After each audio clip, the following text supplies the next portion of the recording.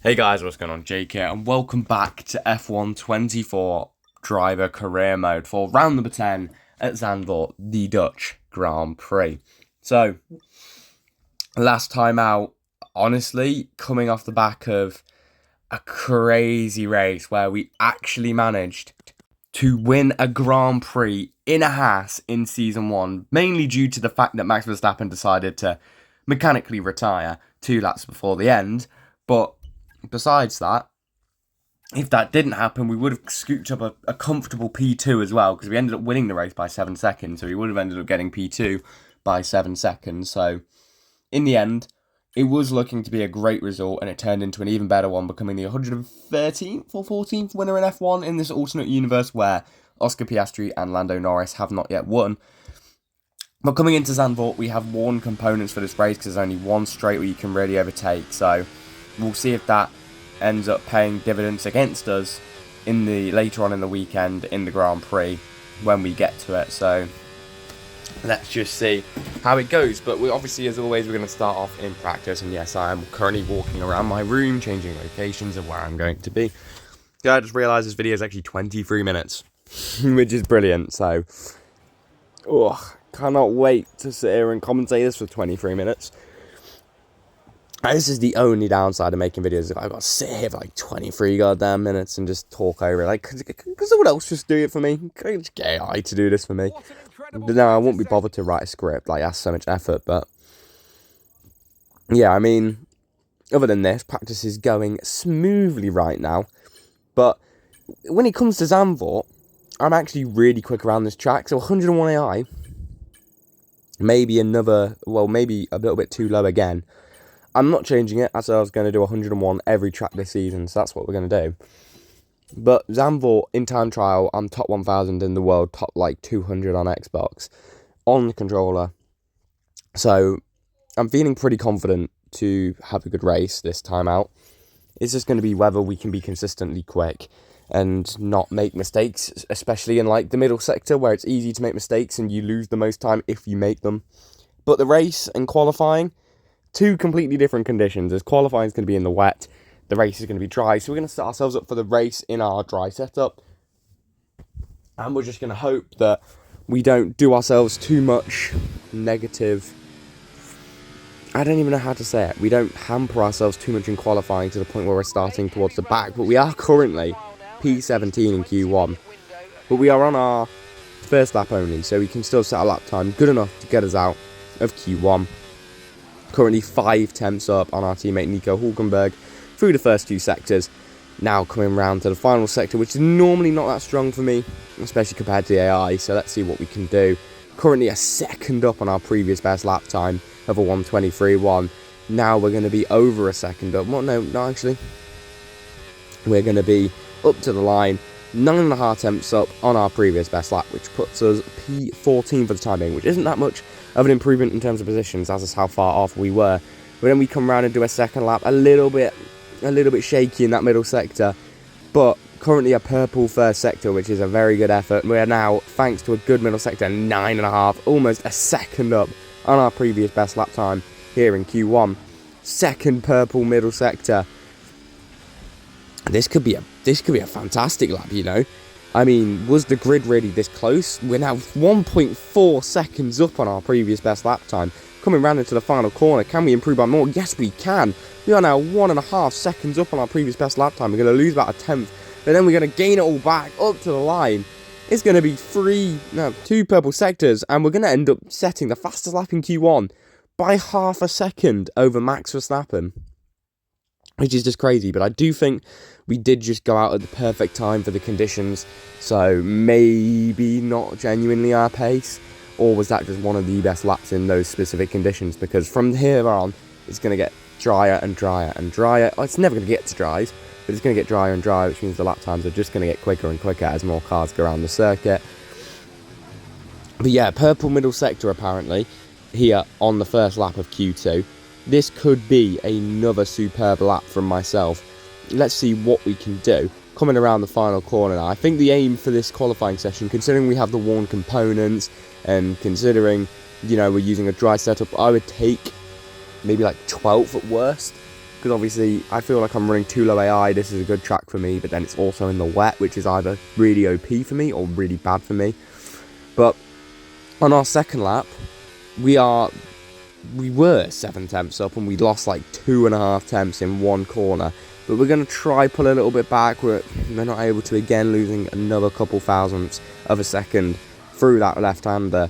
But now coming into the final sector, we go from being 4 tenths up to now all of a sudden also only being 4 tenths up, because we then bottled again on our lap, which is just brilliant for me. I should make a career out of bottling. But coming around the final corner, we knew there was a little bit of time to find. So overall in this lap, there's probably quite a few more temps, but in the end, that's going to put us P12 only and just behind our teammate. But for the final run in Q2, in the best of the conditions we've had so far in the whole session, I am the only car out on track for some reason. And I don't know why, but no one came out to do another lap.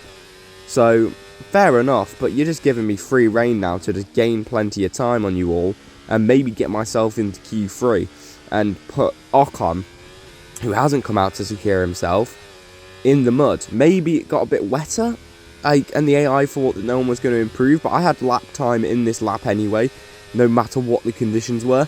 So in the end, we're only going to gain 4 tenths. I thought I could gain more, but it's going to be enough to get us through from P12 to P6. That's how close this grid is getting now, and the more me and Nico keep developing our Haas at an increased rate, because we are for some reason getting upgrades so quickly right now, we're soon going to be creating a separation between ourselves and Visa Cash App, who are the closest team to us, and end up being in that top pack now.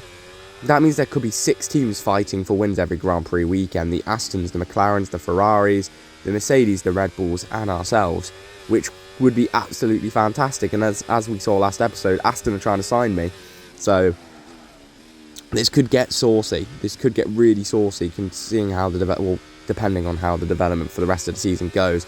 I know that Arab's doing like an increased inflation thing, but all of his upgrades are going to cost more, so being a better team would be better for me if I did that. But right now, I mean, you know, we could stick with Haas and end up being like one of the quickest cars soon, but I feel like our ceiling is going to be too bad. We'll talk about it later, but for now, that was a decent little banker lap. Unfortunately, way off the pace because we were on worn tyres, but we're going to put some fresh ones on eventually.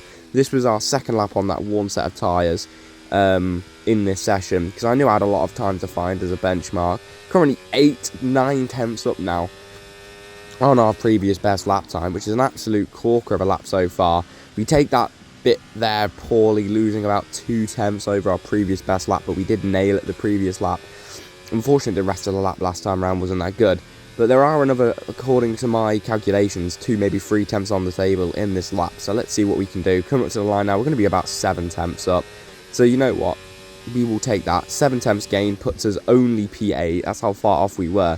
So final lap of the session, again, I am the only car out on track, and now this is the best conditions of the weekend in qualifying so far. We are the only car out on track on a fresh set of intermediates in drying conditions.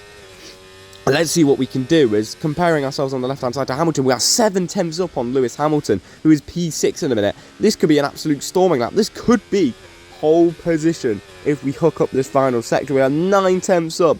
Into the final corner we go. Now a second and a half. What second and a half? 1.1 second, 1.2 seconds up on our previous best lap time. This is surely pole position, right? Surely no one can stop us now. 1.3 seconds in a purple final sector. Is it going to be pole? No, we are denied of our first pole position again by that man, Max Verstappen, by only a tenth. But me and Max were 6 tenths clear of the rest of the grid. Verstappen's broken and my AI is too low. That's what we're learning. Next season, guys, no matter what, we will be bumping this up to like 103, maybe even 105. Because this is ridiculous, especially qualifying. It's too easy right now. All commits to me starting P11, which is really good for us, and it's showing our development forward in the grid. And I'm going to be starting P2. And this track isn't even like suited for our car. Because our car's getting overall better, but it's still a very power-based car. So we're not going to do well on this track. Whereas on a power track like the ones coming up like Monza and Baku, we could be up there, both of us. So here we are, simple strategy. We're going to start on softs like everyone else, just following the crowd, and we're going to go on to the hards and undercut everyone. And hopefully this is going to be a strategy that works for me. Hopefully we can take the softs and the hards to a place where we can get the best lap times. So 5 red lights for the Dutch Grand Prix. and it's lights out and away we go. The Dutchman on pole, Max Verstappen, gets a similar start to ourselves. He comes over to cover us off, but here comes Leclerc, Perez on the outside. Verstappen opts to give me space and cover off Perez, and we saw through into turn 1 in the lead of the Dutch Grand Prix, overtaking the Dutchman himself, Max Verstappen. A little bit of a collision there into turn 1, but no damage done to either car, and we are now clear into turn 1, well, into sector 1, as the leader of the Grand Prix. And now onto the end of lap 2, coming on to lap 3, we managed to hold our lead for only a lap and a half, as here comes Max Verstappen. We set a fastest lap of the Grand Prix, as does Max, as does everyone else. Clearly, we're a bit of a cork in the bottle at the minute. Max gets us. Perez tries to follow him through. Clearly some teamwork there from Red Bull, but we're not going to let it happen. We managed to cover off Sergio Perez, but he's still there on the outside. He's going to have to eventually back out, though. Verstappen is not our race. Verstappen is way too quick for us. We're going to have to defend this with all our might. We've still got Sergio Perez. We now have Charles Leclerc right behind us, followed by Sergio Perez. But Verstappen has now broken DRS on us onto lap 4. From lap 4 to 5 we go, as Leclerc comes down our inside. Perez looks to do the same. We're going to dive it around the outside on Leclerc to try keep the position. Are we going to be able to do so? Yes, we are on this occasion. He still gets nosing, but he will eventually be smart and back out into the long left-hander. So here we go again, on to lap 6. We're going to have another defending opportunity. I mean, they've got another attacking opportunity. I don't know if I'd call it a defending opportunity per se, but we're going to have to do some more defending, and it's going to be from Charles Leclerc, and again Sergio Perez tries to overtake us, so we're going to let Leclerc through. We can't re-overtake him. He covers us off well, does Leclerc, but we can hold it around the outside of Sergio Perez through turn 1, and once again he will back out before we get to this carousel left-hander. Leclerc now has broken DRS from us merely, I think that was only a lap, maybe 2, if we were lucky, of DRS from Leclerc, but he's just way too quick for us. We were making too many mistakes, and, you know, if we were driving consistently, we would have been able to keep DRS, but we just weren't. This is a case of we're defending for our lives here. The wet rev have really masked our true pace, and now we're driving on the grass and not paying attention, as here comes Perez, here comes Norris, and here comes Sainz. But again, the AI leave the outside so far open, and when I'm using a downforce setup with way better braking than the AI, I'm just going to try to saw around the outside as we make a double overtake there on Norris and Perez, and then we run right. So here comes Perez again, but luckily we were far enough ahead to get the traction and keep ahead of Sergio Perez. As Alexander Albon now, lap 9, coming about onto lap 10 of the Grand Prix. Albon is now retired from the race. I'm guessing it was a mechanical failure. It doesn't look like he held or collided with anyone. So here we are. Our front left is absolutely shot, 45% after 9 laps. And here comes Lando Norris and Perez once again. They're both going to look to the outside this time, but we're going to brake later. Only Norris to deal with. Maybe we brake a little bit too late, as Norris could go for the switchback. He has a little look, but we're able to just about cover off the apex enough to stop that happening. And now lap 10 onto lap 11. Is it time for us to box now with a 50% worn front left tyre? No, it's not. We're going to stay out another lap. Could this be a mistake from ourselves? Here comes Lando Norris. Perez is having a little look. Brake as late as you can, Jake, because here come 2 drivers trying to overtake you, but we just about pin or needle in a haystack kind of move through the middle of both drivers. And now we're going to let them squabble to sort themselves out for P4 as we hold on to this podium at all costs now. Dropped 6 seconds behind Leclerc.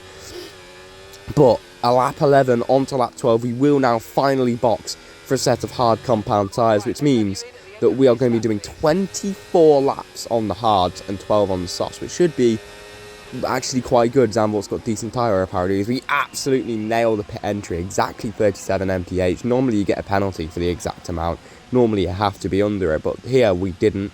So please, not a slow pit stop, team. We don't want to have to put more effort into our undercut, and no, it's a good stop. And here we are out now, last in the Grand Prix, but we can now make some inroads hopefully on the other drivers. So let us cook. Let's see what we can do on this undercut. As on to a few laps later, our teammate is going to pit. Our teammate was actually in P7, and he was ahead of a Mercedes and an Alpine, but as you're about to see, a Mercedes and an Alpine jumped him in the pits because he had to be held up for other cars. That's the negatives of being at the end of the pit lane. But once everyone had made their stops, we were P3, and we had a little bit of a gap, but that gap is obviously not going to last for long.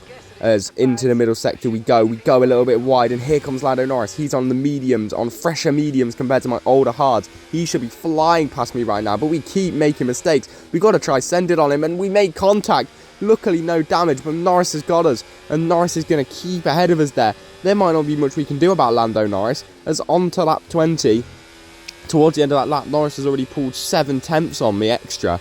And now we've got the Perez to defend from. Even with DRS, even with ERS being used and slipstream, it might not be enough to keep back Sergio Perez, as here comes the Mexican driver, looking down our inside a little bit, but he's not able to make the move just yet.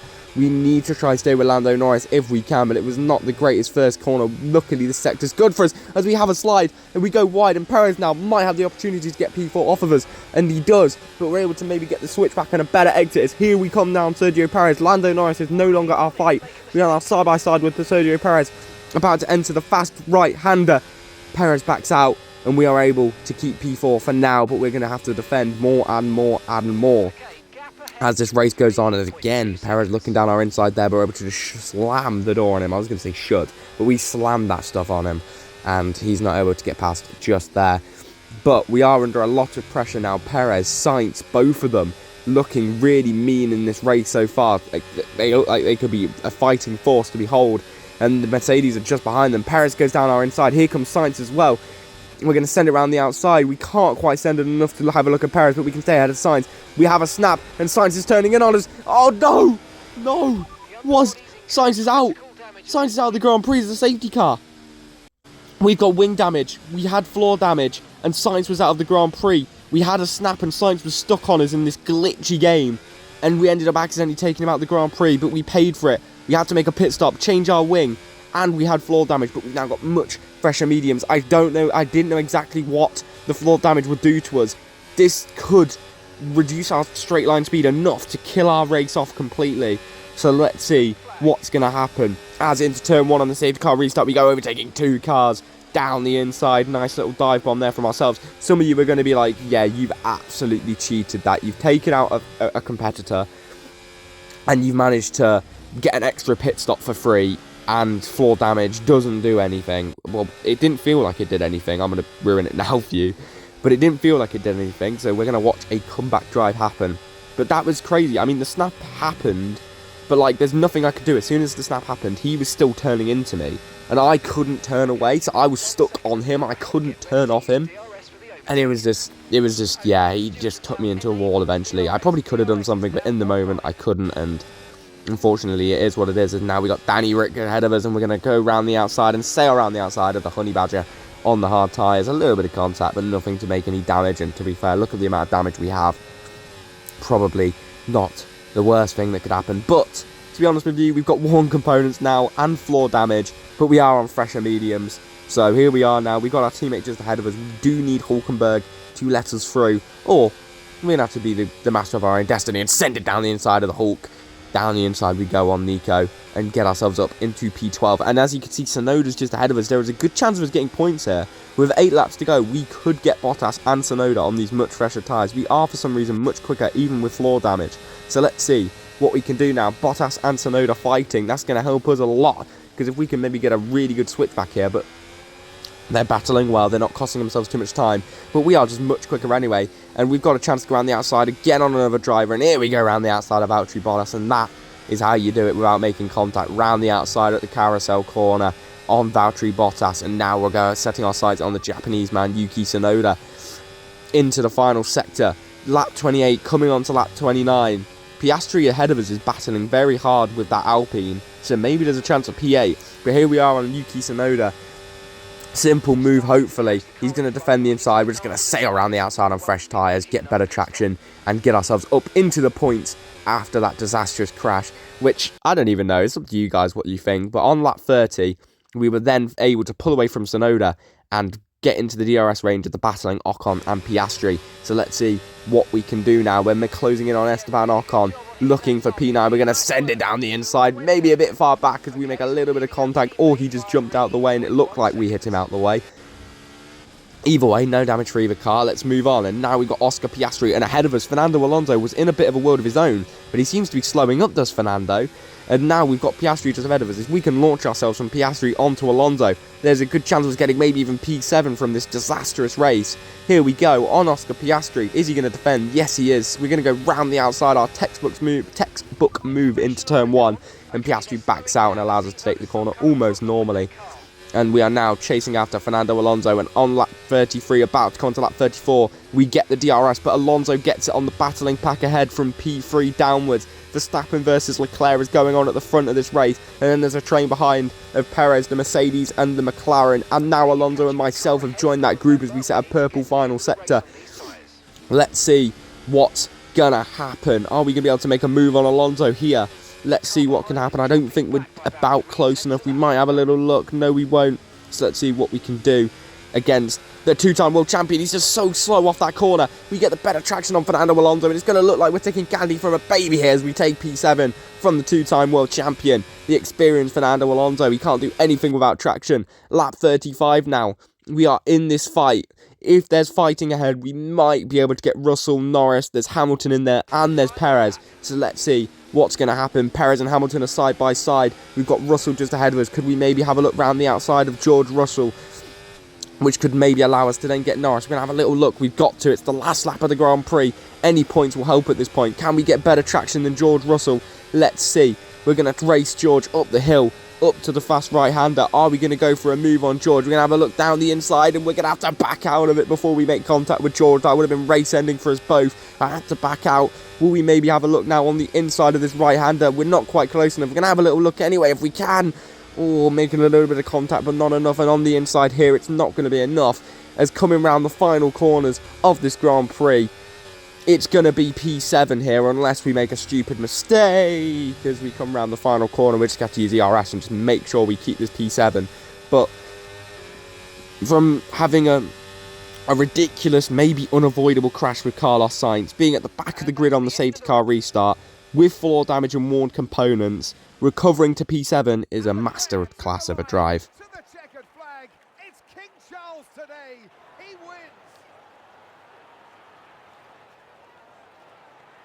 And they left absolutely nothing on the table today. It wasn't just the race victory, but it was the bonus point for the fastest lap too.